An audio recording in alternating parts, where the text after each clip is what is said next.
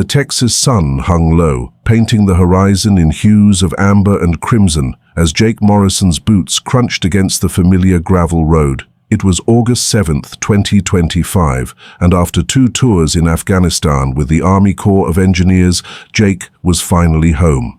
At 34, he carried the weight of his service in his broad shoulders and the quiet intensity of his hazel eyes, but his heart was set on one thing: reclaiming the peace of his grandfather's 47-acre farm just outside Austin.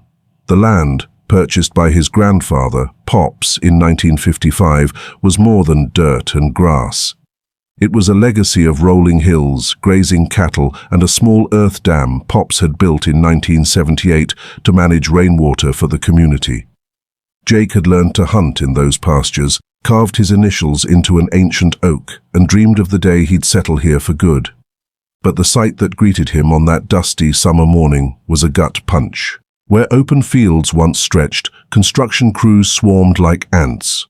Concrete trucks rumbled, survey stakes dotted the landscape, and the skeleton of a suburban development, Willowbrook Estates, sprawled across his back 40 acres.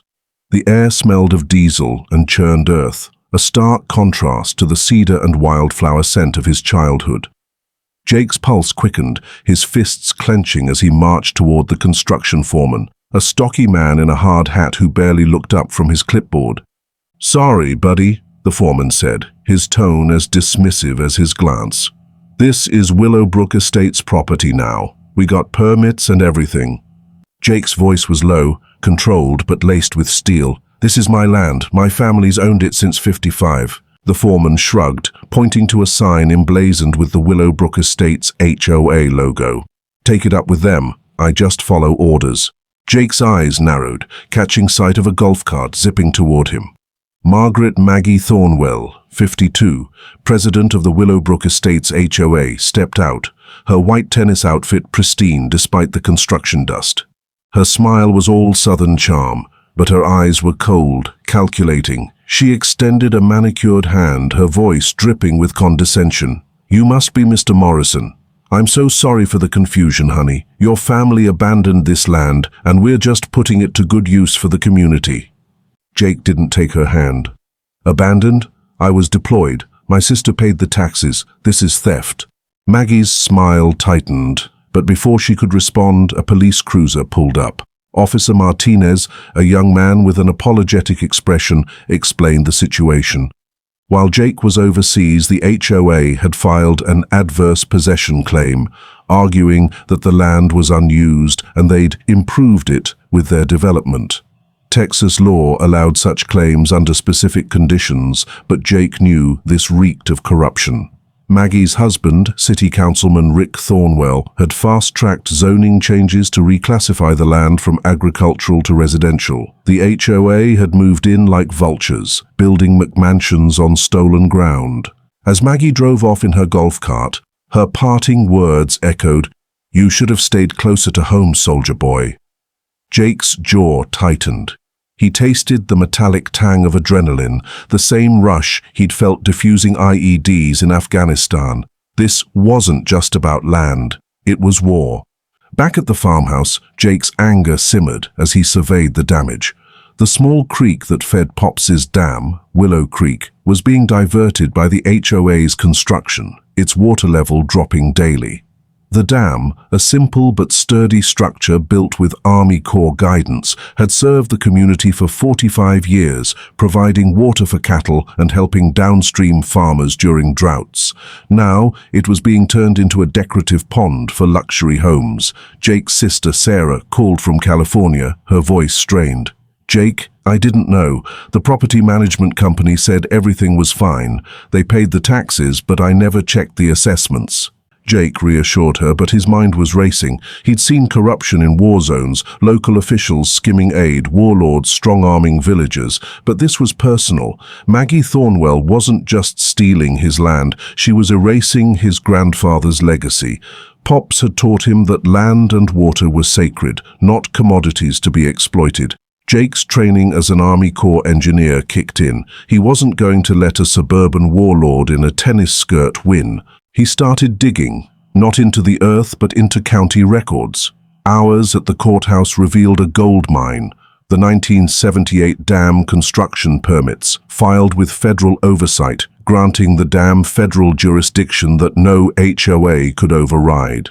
Then, buried in a dusty file from 1923, he found a water rights deed, senior rights to Willow Creek purchased by his great-grandfather. These rights predated Austin's municipal water system, the county, and every McMansion on his land. The HOA wasn't just stealing dirt, they were stealing water, a resource more precious than oil in Texas. Jake's first call was to an attorney, a mistake that cost him $85,000 in quotes just to challenge the zoning change. The lawyer was more interested in billable hours than results, so Jake took matters into his own hands. He called Tony Riggs, an old Army buddy now with the EPA's Enforcement Division. Tony's voice crackled with excitement over the phone. "Jake, if they're diverting a natural waterway without federal permits, that's a Clean Water Act violation. And with federal jurisdiction on your dam, they're screwed." Jake spent the next hours setting up trail cameras, taking time-stamped photos of the creek diversion, and measuring water flow. He calculated 200 gallons of water stolen daily, $47,000 annually in agricultural water rights. The gritty texture of creek bed sediment told a story of environmental destruction, and Jake was determined to make the HOA pay. But Maggie wasn't idle. She organized an emergency HOA meeting, complete with a local news crew, painting Jake as a dangerous veteran threatening children's safety with an unstable dam. Her next-door posts hinted at aggressive property disputes without naming him, but in a small community, everyone knew who she meant. Each evening, Jake stood on his porch, the smell of diesel and cedar pollen heavy in the air, watching construction crews pour new foundations. The water level in Pop's dam dropped another inch daily. Maggie's harassment campaign escalated, noise complaints for his radio, citations for his farmhouse's unsightly condition, and a wellness check from Veteran Services claiming he was a troubled veteran. The bureaucratic assault was relentless. Building inspectors, fire marshals, and animal control swarmed his property, each finding minor violations requiring costly fixes. But Jake was building alliances. He connected with Mrs. Chen, an elderly neighbor whose family garden had withered since the creek diversion, and Miguel Santos, whose family farm was rezoned out of existence by Rick Thornwell 2 years earlier. Through online forums, Jake learned Maggie's HOA had absorbed 6 properties through similar tactics: pressure, harassment, and zoning changes that always benefited Rick's construction company. This wasn't a one-off, it was a systematic land grab. As storm clouds gathered on the horizon, Jake found Pop's journals in the farmhouse attic. A 1980 entry read, "Open Spillway today, help the Santos farm and 3 others get through dry spell. That's what neighbors do." The dam wasn't about profit, it was about community. Jake's resolve hardened. He wasn't fighting for himself. He was fighting for Pops, for Miguel, for Mrs. Chen, and for every farmer downstream whose livelihood depended on Willow Creek. By midnight, Jake's plan was forming. The dam's emergency spillway system, unopened since 1982, was still functional. His drone reconnaissance confirmed 5 HOA homes were built in the historical flood channel, their decorative creek beds unable to handle real water flow. The Weather Service predicted heavy September rains, perfect cover for emergency dam maintenance. Jake's Army Corps training told him this wasn't a courtroom fight. It was an engineering one, and he was ready to open the gates. Dawn broke over Willow Creek on August 8, 2025, the air thick with the promise of rain. Jake Morrison stood at the dam's spillway controls, the rusty scent of hydraulic fluid mingling with the damp earth. His plan was simple but precise. Open the spillway gates at 7:02 a.m., releasing 2.8 million gallons of water to restore Willow Creek's natural flow. The operation would demonstrate the HOA's illegal diversion, prove the dam's federal jurisdiction, and expose Maggie Thornwell's fraud without causing structural damage. But executing it required military precision, legal cover, and community support. Jake wasn't alone. He'd assembled a team to ensure victory. Amanda Cross, an environmental lawyer specializing in pro bono water rights cases, was his legal general. She'd filed an emergency motion citing the 1978 Agricultural Flood Management Covenant, arguing that Jake was legally obligated to maintain seasonal flooding for downstream farmers. Tony Riggs, his EPA contact, confirmed federal investigators would arrive at 8:00 a.m. to witness the natural flooding demonstration. Miguel Santos brought historical records proving his family's 1887 water rights, while Mrs. Chen offered her property as a staging area and rallied community support. The local Audubon Society and Sierra Club were on board, eager to document the restoration of protected bird habitats destroyed by the HOA's creek diversion. Jake's technical preparations were meticulous. He'd calculated the spillway release, a gradual increase over 4 hours, peaking at 10 a.m. with a flow matching historical seasonal patterns.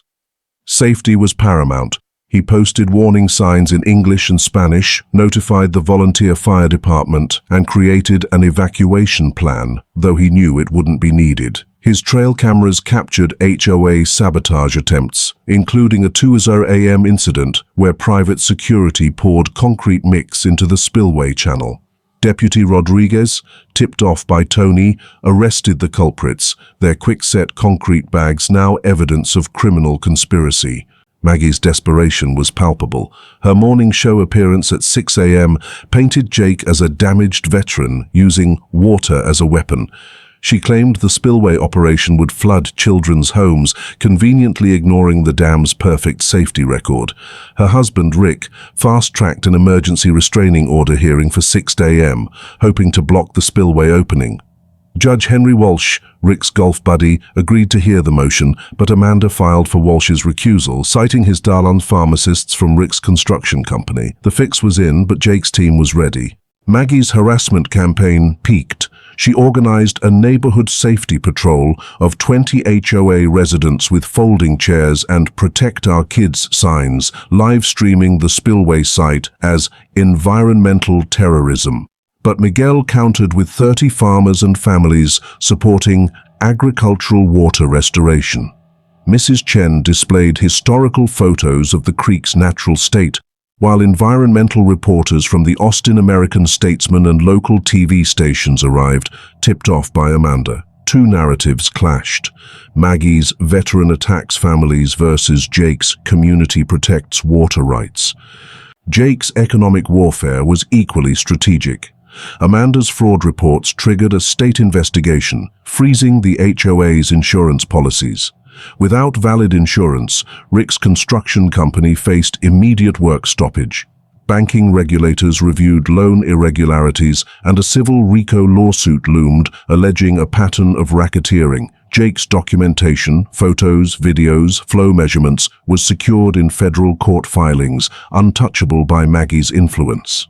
The Weather Service confirmed heavy rains in 24 hours, aligning perfectly with the EPA inspection and Jake's spillway plan.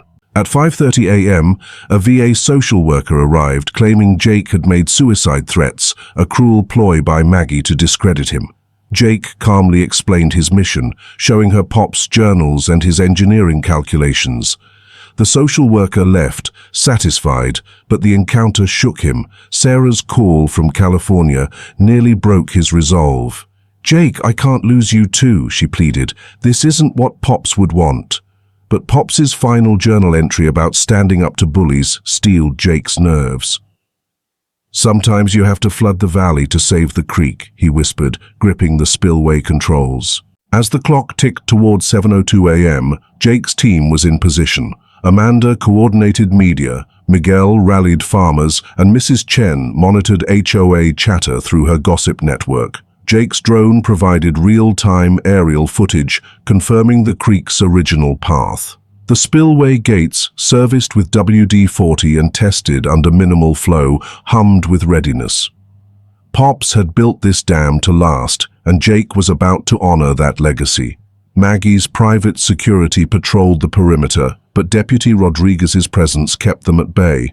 The stage was set for a reckoning. Jake's mind flashed to Afghanistan, coordinating water infrastructure under fire, calculating flow rates in war zones. This was different, but the stakes felt the same. He wasn't just fighting for his land.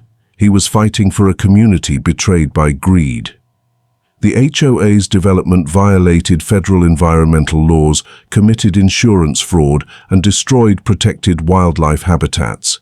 The 1923 water rights deed and 1978 dam permits were his weapons, and the spillway was his battlefield. As the sun rose, painting the sky orange, Jake knew this was the moment. Justice was coming, and it would flow like water. At 7:02 a.m. on August 8, 2025, Jake Morrison opened the spillway gates to 25% capacity. The sound was a gentle murmur, like a sigh of relief from the earth itself. Willow Creek began flowing in its original bed for the first time in 18 months, a clear ribbon cutting through the Texas landscape. Jake stood at the controls, Pop's journal in hand, as federal EPA agents, local media, and community members watched. Miguel Santos knelt by the creek, cupping the water in his hands, tears streaming down his face. "This is my grandfather's farm," he whispered. Mrs. Chen's garden irrigation system hummed to life, and downstream farmers reported restored water access. The operation was flawless. 2.8 million gallons released. No flooding, just nature reclaiming its path. Maggie Thornwell's reaction was immediate and unhinged. She screamed at EPA agent Sarah Kim, demanding Jake's arrest as a terrorist. Her live-streamed Facebook rant accused him of flooding children's homes, but the water stayed within its natural banks, exposing her lies. News helicopters captured the scene, broadcasting the truth. This wasn't destruction, it was restoration. The Austin American-Statesman reporter interviewed farmers about their revived water access, while Maggie's attempt to hijack the interview fell flat. "How is this an attack?" the reporter asked as Maggie's narrative crumbled. In the courtroom at 2 p.m., the air crackled with tension. Judge Walsh's chambers were packed, media, farmers, HOA supporters, and federal agents vying for space. Maggie arrived with a high-powered Houston legal team, her black dress and pearls a stark contrast to her usual tennis attire. Jake, in a button-down and Pop's cowboy hat, stood with Amanda, calm but resolute. Maggie's attorney claimed $2.7 million in flood damage, presenting doctored photos and a psychiatrist who labeled Jake a combat-obsessed veteran. Amanda countered with the 1978 Dam Covenant, EPA testimony confirming legal water flow, and historical photos proving no damage occurred. Tony Riggs' testimony was the turning point. He detailed the HOA's Clean Water Act violations, insurance fraud, and destruction of Guadalupe base habitats. Rick Thornwell, called as a witness, admitted under oath to zoning changes and his financial stake in the development. Amanda played a recorded call of Rick ranting about property values, exposing his corruption. Miguel and Mrs. Chen's emotional testimony about their lost farms and gardens swayed the gallery, while Fire Chief Martinez praised Jake's safety protocols. Maggie's final stand was a tearful plea, accusing Jake of psychological warfare. But Jake's testimony was measured, backed by Pop's journals and engineering data. "I didn't flood anything," he said. "I restored a creek stolen from this community." Amanda's reveal of Maggie's $2.3 million Houston EPA fine sealed the deal. Judge Walsh, cornered by federal oversight, denied the restraining order, ruled the spillway operation legal, and warned Rick against obstructing justice. By evening, the fallout was swift. Rick pleaded guilty to federal conspiracy charges, facing 3 years in prison. Maggie faced $8.7 million in penalties and bankruptcy. The HOA dissolved, and residents formed a new association focused on environmental stewardship. Jake's property value soared to $1.2 million, and a $340,000 settlement funded Miguel's farm repurchase. The creek became an ecotourism hub, with Mrs. Chen's garden a sustainability showcase. The Willow Creek Conservation Trust ensured permanent protection, and Jake's fight sparked a statewide movement against water theft. As the sun set, Jake stood on his porch, watching the creek flow. The community celebrated with tamales and tea ceremonies, the diner buzzing with plans for the Willow Creek Restoration Association. Pops's legacy was alive, and Jake had found peace. "The creek's singing again," he whispered, knowing justice had flowed as naturally as water. If you liked this story, please like, subscribe, and share it with others so they can learn something from it too.